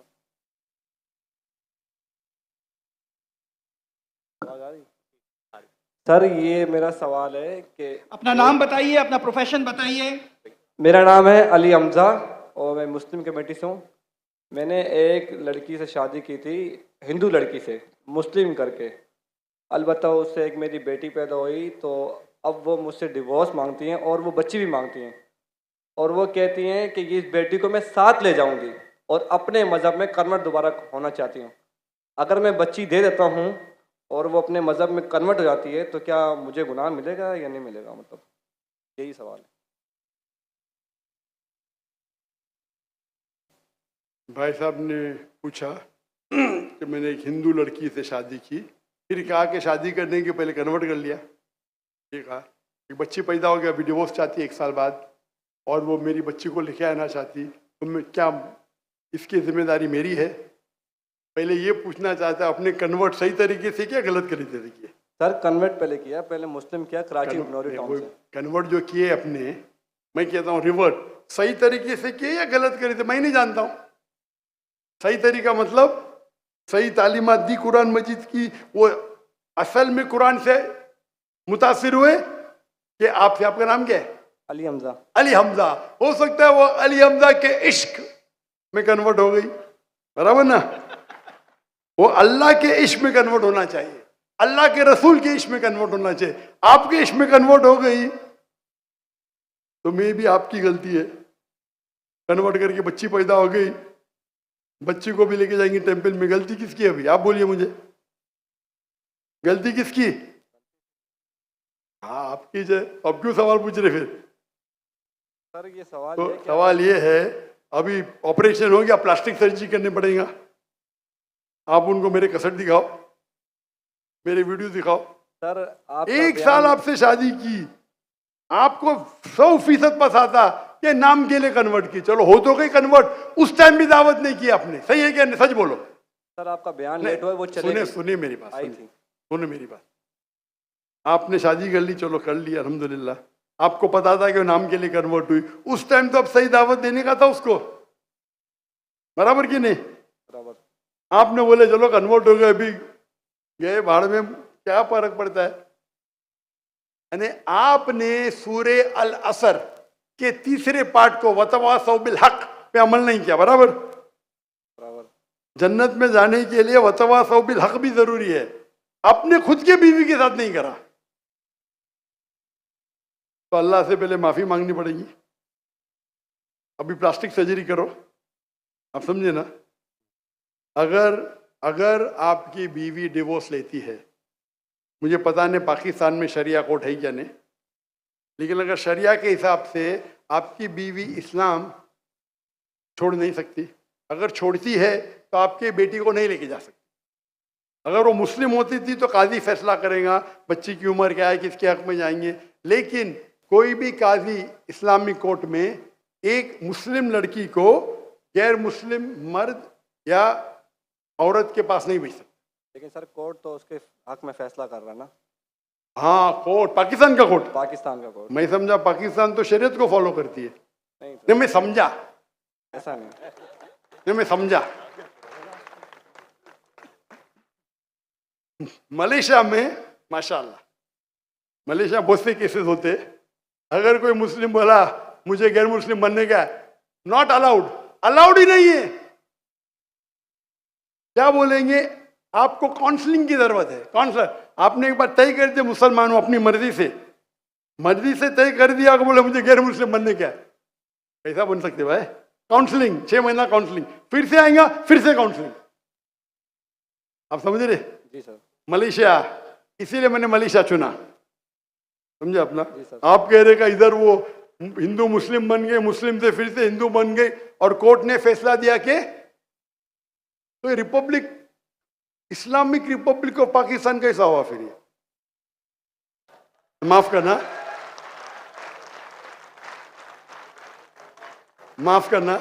मैं मेहमान हूं गवर्नमेंट का, अगर मेहमान हूं तो हिदायत तो देना चाहिए ना। तो अल्लाह ताला बोलेंगे मेहमान बना दिया लेकिन हिदायत नहीं दी। कुछ हिदायत होती है अकेला देना, जो मैं मिल चुका हूं माशाअल्लाह, अकेला दे चुका हूं, अकेले में बेस्ट है। पब्लिक में सवाल है, बोलना ही पड़ेगा। इस्लामिक अगर है, नाम का है तो छोड़ो, काम का है तो इस्लाम के अंदर इजाजत है ही नहीं। इस्लाम में मुस्लिम बन गए, अपने मर्जी से बने, अपने बंदूक तो नहीं रखा ना उसके सिर पे, बंदूक रखा तो फिर कैंसिल हो सकता है। लाइक मलेशिया में साबित कर दिया कि जबरदस्ती किए तो वापिस बन सकते हैं। बंदूक तो नहीं रखा ना? नहीं सर, बिल्कुल ना, तो खलास।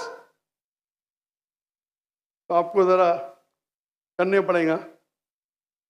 यहाँ के मलेशिया में there is a federal court and Islamic court माशाल्लाह, और मलेशिया में मुसलमान की तादाद सिर्फ 63%, 63%, लेकिन माशाल्लाह वोट बैंक है इस्लाम। तो जब मुझे 15 ममालिक से दावत आए आके यहाँ रहो, वहाँ रहो, तब तहकी करूंगा ना मैं, बराबर कि नहीं? टंकी की चोट पे मेरे लिए खड़े रहते माशाल्लाह। 4 साल में 5 प्राइम मिनिस्टर माशाल्लाह। तो अगर इस्लामिक शरिया है तो शरीयतन अगर एक औरत जो मुस्लिम है गैर मुस्लिम बनती है तो इजाजत है कि नहीं, वो अलग बात है। बच्चे को तो लेके नहीं जा सकती, समझे आप ना? यहाँ कुछ होंगे ना हायर कोर्ट, आपके लॉयर शायद स्ट्रांग नहीं होंगे, एक अच्छा इस्लामिक लॉयर करो, मैं भी लॉयर हूँ, मैं इस्लाम का लॉयर हूँ, समझे ना? मैंने मलेशिया में जो मेरे खिलाफ वहां के मिनिस्टर लोग ने मेरे खिलाफ बात की, टेररिस्ट कहा मुझे, मैंने कोर्ट में लेके गया उनको। 1.52 मिलियन रिंगिट यानी $320,000 मिले मुझे। अदल मिनिस्टर, मैं तो आम इंसान हूँ, समझे ना। मैंने सू कर दिया उनको, कैसा मुझे मेरे खिलाफ बात कर रहे हैं आप, डिफेमेशन केस। अल्हम्दुलिल्लाह आप भी अच्छे लॉयर करो, मैं तो, मेरे लॉयर अच्छे थे लेकिन मैं खुद, मेरी माशाअल्लाह कोर्ट के अंदर में खुद मेरे लॉयर बोलते माशाअल्लाह आपने क्या बात की, हमको तो बात करने की जरूरत ही नहीं पड़ी। पहली बार कोर्ट में मैंने बात किया, कमाई मिली $320,000। आप कन्वर्ट करो जरा, कितना होगा? 10 करोड़ रुपया। 10 करोड़ रुपया मिला, सारे पैसे मैं डोनेट कर दिया फलस्तीन की कॉज के लिए, सारे पैसे। दुआ करता हूं कि आपका हलो, दुआ करता हूं कि अल्लाह ताला आपकी मदद करे, आपके और आपके बीवी को हिदायत दे ताकि सही रास्ते पे आ सके। जज़ाकल्लाह। जी लास्ट क्वेश्चन सेंटर से मैं लेना चाहूंगा। लास्ट क्वेश्चन सेंटर से प्लीज। अपना नाम बताइए, अपना प्रोफेशन। अस्सलामु अलैकुम वरहमतुल्लाहि वबरकातुहू। मेरा नाम नुमानुल्लाह है, अपना परफ्यूम बिजनेस है मेरा अल्हम्दुलिल्लाह, और मेडिकल फार्मेसी में भी जॉब करता हूँ। मेरा सवाल कुरान से रिलेटेड है। जैसे कि मुसलमानों का ताल्लुक़ अमूमन रहता है, लेकिन रमज़ान की रातों में थोड़ा माशाल्लाह लेवल थोड़ा ज़्यादा हो जाता है ईमानी, इस वजह से कुरान से ताल्लुक़ भी थोड़ा ज़्यादा हो जाता है। लेकिन जिस तरह डॉक्टर इसरार अहमद साहब ने, भाई क्या आप आगे वाले माइक के ऊपर तशरीफ ला सकते हैं ताकि लोग भी आपको देख लें और सवाल भी सही तरीके से हम सुन सकें।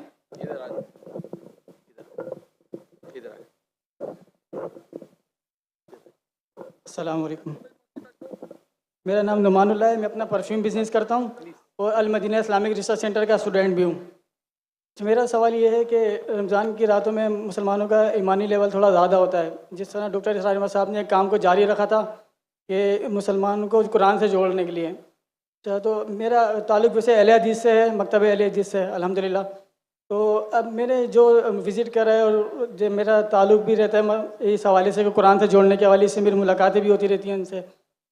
तो अब इस तरह जिससे ज़्यादा से ज़्यादा हमें रमज़ान की रातों में जुड़ना चाहिए, जिस तरह तंजीम इस्लामी एक काम कर रही है माशाल्लाह रमज़ान की रातों में।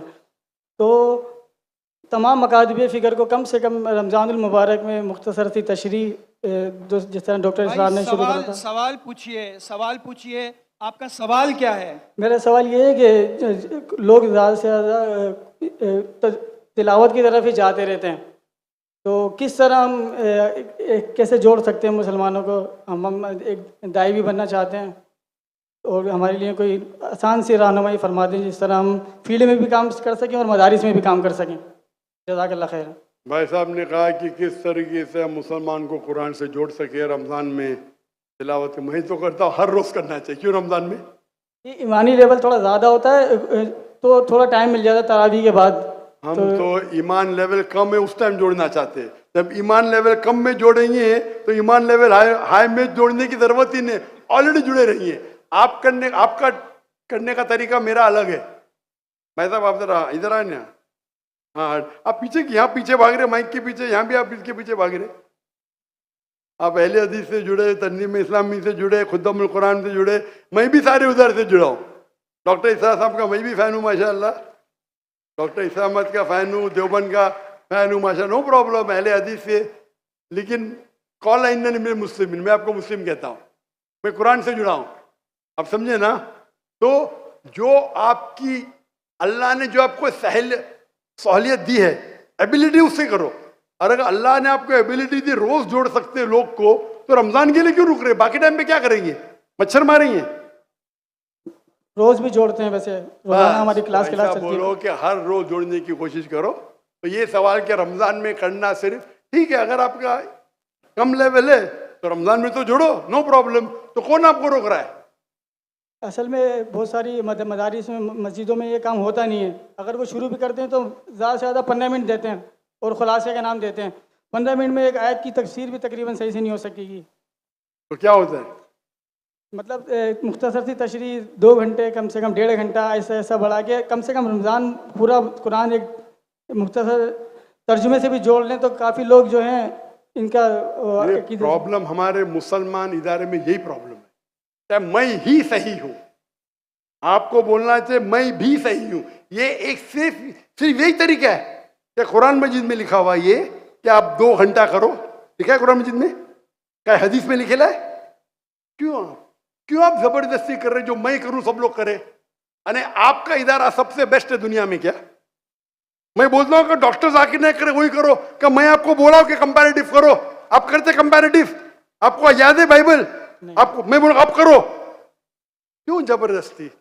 आप बोलो ये एक तरीका है, मैं कर रहा हूं, लोग चाहते तो करो। ये प्रॉब्लम हमारे इदारे में यही है, आप मुझे फॉलो करो तो ही सही, नहीं तो गलत है। कभी इसरार अहमद साहब ने ऐसा कहा?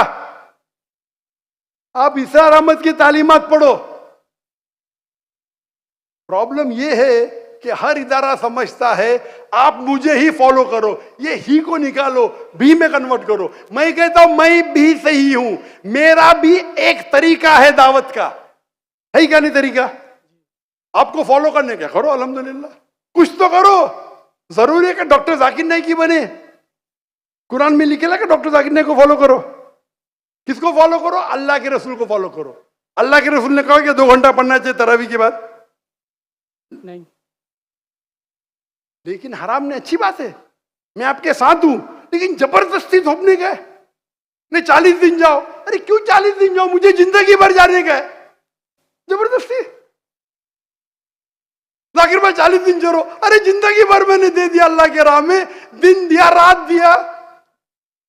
किसको 40 दिन जाने के जाओ, किसको 20 दिन जाने के जाओ, किसको 80 दिन जाने के जाओ, 4 महीने जाने के जाओ। भाई मैं तो जिंदगी लगा दी मेरी। तो प्रॉब्लम क्या है? अगर आपको कुछ कुरान और हदीस से मिलता है उसके ऊपर आप जबरदस्ती करते लोग से, या बोलो मेरा एक तरीका है, कुरान में लिखे है तालविला कलिमतिन, आप भी करो, आप भी कोशिश करो, नहीं करो नो प्रॉब्लम। अगर मैं तकरीर में बोलूं भाई डॉक्टर जाकिर नाइक जैसे, आप अगर मैं तकरीर में आते ना भाई आपको बाइबल कोट करने पड़ेगा 10, नहीं तो एंट्री नहीं। अल्हम्दुलिल्लाह मेरे तकरीर सुन के बहुत से मुसलमान बाइबल कोट करते, पता आपको? आप नहीं करते, अफसोस की बात है। फिर भी मैं आपसे मोहब्बत करता हूं, जज़ाकल्लाह खैर। फिर भी मोहब्बत करता हूं। जी आप, मैं भी आपसे बहुत मोहब्बत करता हूँ। प्रॉब्लम क्या है? आप ऊंचे उलमा को सुनेंगे, डॉक्टर इसरार अहमद को सुनेंगे, उनकी माशाल्लाह वो मेरे घर में मेहमान थे 2004 में तकरीबन, सन बराबर बताने। मैं बहुत मुतासिर हूं उनसे। हमारे कुछ साथी उनसे नाराज थे। बोले क्या नाराज है भाई, क्या गलत बोल रहे हो? खाली मेरे इदारे से नहीं, मतलब क्या गलत? मैंने साथ दिया उनका, बुलाया उनको, और मैं जानता था वो हनफी है। मैं देखा कि डॉक्टर साहब आप रफ़ीदैन कर रहे? बोला हाँ बेटा, मेरे वालिदैन हनफी, तो हनीफी फॉलो करता हूँ, इस पे रिसर्च किया, मैं रफ़ीदैन कर रहा हूँ, अल्हम्दुलिल्लाह। तो ये छोटी छोटी बात में जबरदस्ती, उनने कभी मुझसे जबरदस्ती नहीं की। मुझे कहा बेटा आप क्या करना चाहते? बोला मैं दोनों करना चाहता हूँ, दावा भी डॉक्टर भी। बोला बेटा मैंने 7 साल कोशिश की, नाकामयाब था, एक को चुनो, उनमें माहिर बनो। मैंने डॉक्टरी छोड़ दी और दावत किया। जबरदस्ती थोड़ी की मेरे पे। उनने कहा बेटा अपने जरूरत को कम करो, अपने जरूरत को कम करो, ताकि आप इसके गुलाम ना बने। अगर मैंने, अल्लाह ने मुझे पैसा दिया, मुझे तो रोज रोज चाहिए, मुझे रोलेक्स घड़ी चाहिए, तो मुझे फिर यूट्यूब से कमाने पड़ेगा। मेरे अखराजात मेरे महीने के $500 है सिर्फ। कितने? $500 काफी है मैं और मेरी बीवी को रहने के लिए महीने का, $500। वो बाकी अखराजात में दावती काम के, मैं प्लेन पे जाता हूँ इकोनॉमी क्लास से, मेरे पैसे से जाता हूँ। $500 वो दावती अखराजात ज्यादा है। मुझे जरूरत ही नहीं यूट्यूब से कमाने की। अल्लाह ताला मेरी झोली में डाल रहा है, करोड़ों रुपए डाल रहा है महीने के। प्रॉब्लम ही क्या है? डाल के टेस्ट कर रहा है मुझे, तुम अल्लाह को पार्टनर बना दिया। मेजोरिटी अल्लाह के राह में, मेजोरिटी। मैं आपसे जबरदस्ती करूंगा, आप भी डालो 51%, क्या बोलेंगे आप? जितनी भी रिश्तेदार होगी मैं तो बोलूंगा। नहीं कब मेरे बेटे के, मेरा मैं बोलता नहीं कितना, 51% आप डालो। मेरी इल्तिजा है भाई, पहले रिच लोग तो डालो। मैं बोलता हूं फर्ज नहीं है, प्रॉब्लम है क्या मैं ही सही हूं, ये मेरा तरीका ही सही है क्या रमजान के बाद 2 घंटे तफसीर करना ही चाहिए? अगर कुरान मिलेगा तो करेंगे भाई। अरे किसको दुआ करने का है? जबरदस्ती आप करो, अच्छी बात है। मैं डॉक्टर साहब के साथ है, उनने कभी जबरदस्ती नहीं की, से उन्हें जबरदस्ती की नहीं की। आपने कभी तकरीर में सुना अरे बाकी मदारिस नहीं कर रहे मैं ही सही कर रहा हूं? सुने कभी इसरा अहमद को? आप लोग डॉक्टर इसरा अहमद को फॉलो कर रहे, उनको बदनाम कर रहे, क्यों? बदनाम नहीं कर रहे, कहने का मेरे हिसाब से तो बदनाम कर रहे भाई। नहीं, मैं भी उनका स्टूडेंट हूं। ऐसा नहीं कर। अरे भाई मैं भी कुरान को कर रहा हूं, मैं तकरीर, मेरे बेटे ने आज तकरीर की, कुरान मजीद को समझ के पढ़ो। ये डॉक्टर साहब का मौजूद था कि नहीं? जी जी। उनने कायम की क्या ना इदारा? जी। वो अरबी जबान से भान ने खुद सीखा ना, कोई दारुल उलूम में गए नहीं ना। नहीं। हमने कोशिश की कि हमारे तीनों बच्चे को बचपन से अरबी सिखाए और अंग्रेजी दोनों। मैं नहीं जानता बच्चों को सिखाया कि नहीं। वो उर्दू पे महारत नहीं रखता है, उसकी महारत है अरबी और अंग्रेजी। बैचलर अरबी में करे, अरबी लुगा फुसा है उसकी। मैं जबरदस्ती करूंगा, आप भी करो भाई, मैं मिसाल पैदा करो। हमारा फतवा होना चाहिए मैं भी सही हूं, मैं ही सही हूं नहीं। ये निकाल दो आपके दिमाग में से मैं ही सही हूं।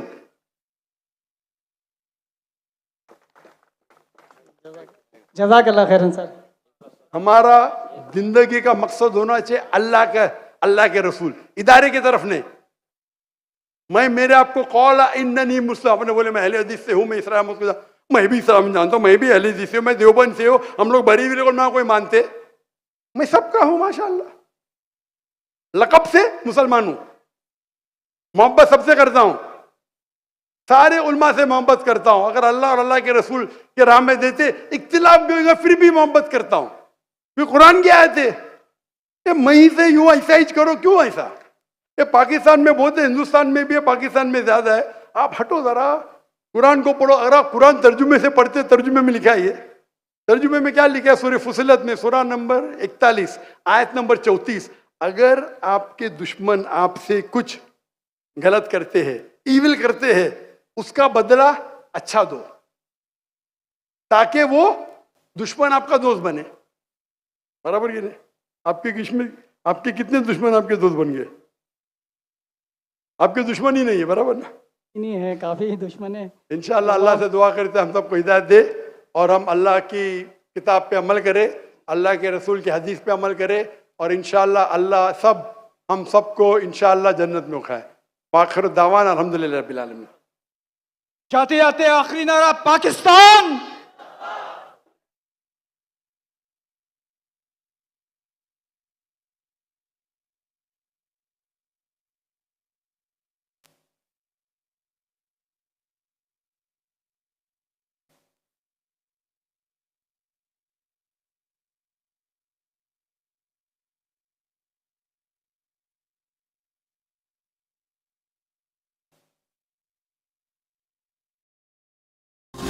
Ahmedpur, Khanwa, Lodhra and Rahim Yar Khan. This is G-Way Pakistan FM.